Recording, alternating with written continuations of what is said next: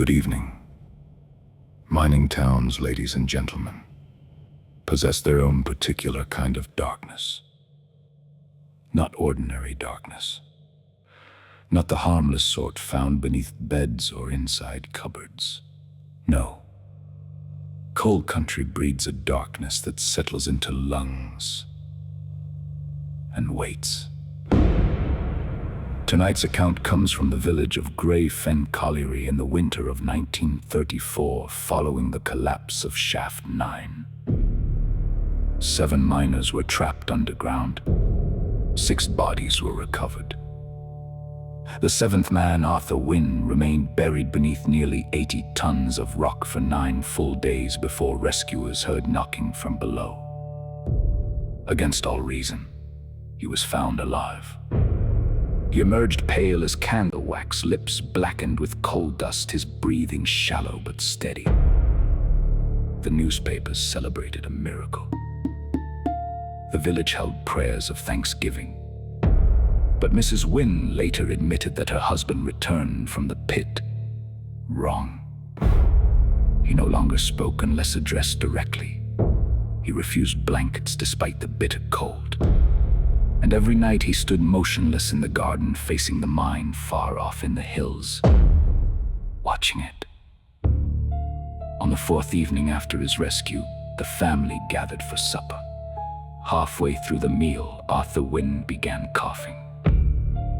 Not violently, politely, into his folded napkin. When his wife reached for him, he quietly said, "Don't touch me while it's awake." He opened the napkin. Inside lay black ash, still warm. The room fell silent. Then came another cough, a sharper one.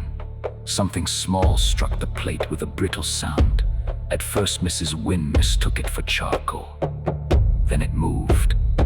A tiny blackened finger no larger than a matchstick twitched weakly atop the dinner plate. Burned, human, Arthur stared at it with terrible exhaustion.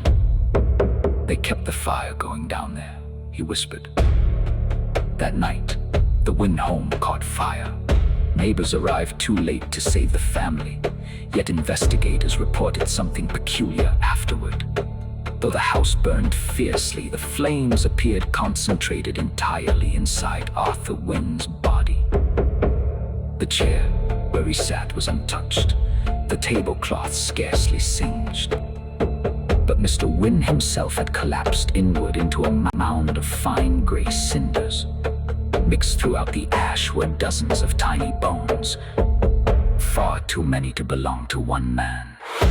The mine at Grey Fen closed permanently the following spring. Even so, workers traveling the abandoned road after dark still report seeing lantern lights moving deep beneath the sealed pit entrance. And sometimes, if the wind carries properly through the old shafts, coughing may still be heard below ground. Patient coughing, as though something buried very deep is trying carefully not to choke on smoke.